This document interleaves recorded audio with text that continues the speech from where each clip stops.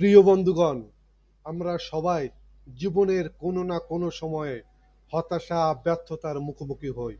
মনে হয় যেন সব শেষ।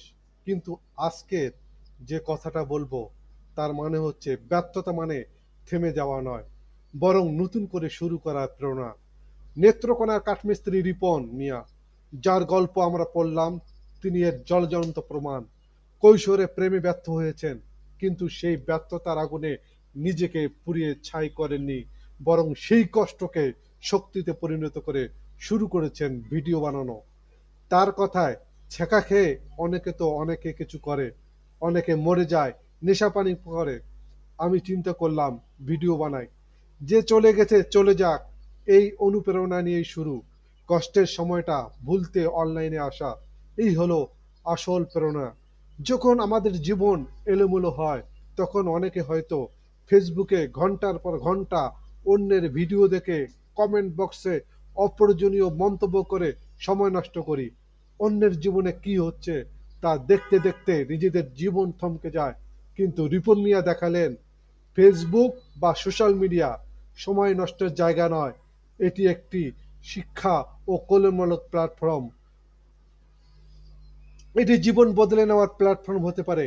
তিনি অন্যের ভিডিও দেখেন না, কারণ তার নিজের লক্ষ্য স্থির। তিনি নিজের মতো করে জীবন যাপন করেন, নিজের কাজকে ভালোবাসেন এবং সেই সারল্যকে ভিডিওতে তুলে ধরেন। তার সরলতা, তার নির্ভেজাল হাসি আর তার পেশার প্রতি ভালোবাসা, এই গুণগুলোই তাকে 18 লাখের বেশি অনুসারীর ভালোবাসা এনে দিয়েছে। আপনার কাছেও একই সুযোগ আছে। আপনি কি এখনো অন্যের জীবনে উকিঝুঁকি মেরে সময় কাটাচ্ছেন? আপনি কি শুধু কমেন্ট বক্সে নিজের শক্তি ব্যয় করছেন? বন্ধ করুন এই সময় অপচয়। মনে রাখবেন, রিপন মিয়া কাঠমিস্ত্রির কাজ ছাড়েননি, কারণ তিনি জানেন অনলাইন আজ আছে, কাল নেই। আমি আমার কাজ নিয়ে ভালো আছি। নিজের মূল ভিত্তি, নিজের কাজ, নিজের দক্ষতা, এগুলোকেই আঁকড়ে ধরেছেন বলেই তিনি আজ সফল। তার সাফল্যের রহস্য: নাম্বার ওয়ান, ব্যর্থতাকে শক্তিতে পরিণত করা, কষ্টের সময় থেকে ইতিবাচক অনুপ্রেরণা খুঁজে নেওয়া। দুই, সহযোগিতাকে বজায় রাখা, নিজের সারল্য আর সততা ধরে রাখা। তিন, নিজের কাজে লেগে থাকা, জনপ্রিয়তা এলেও নিজের পেশা কাঠমিস্ত্রিকে ভোলেননি। চার, সময়কে কাজে লাগানো, অন্যের কন্টেন্ট না দেখে নিজের কন্টেন্ট তৈরি করা। নাম্বার পাঁচ, মানুষের জন্য কিছু করা, গোপনে মানবিক সহায়তা ও লাইব্রেরি তৈরি করা। আসুন রিপুন মিয়ার কাছ থেকে শিখি। ফেসবুকে শুধু অন্যের ভিডিও দেখে বা কমেন্ট করে সময় নষ্ট না করে নিজের ভিতরের সম্ভাবনাকে কাজে লাগাই। আপনার যে দক্ষতা আছে, তা রান্না হোক, লেখা হোক, গান হোক বা অন্য কোনো কাজ, তাকেই আপনার কন্টেন্ট বানিয়ে ফেলুন।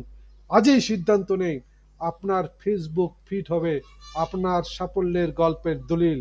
আপনার সময় অপচয়ের হিসাব নয়, কন্টেন্টকারী নয়, আপনি হয়ে উঠুন একজন কন্টেন্ট ক্রিয়েটর।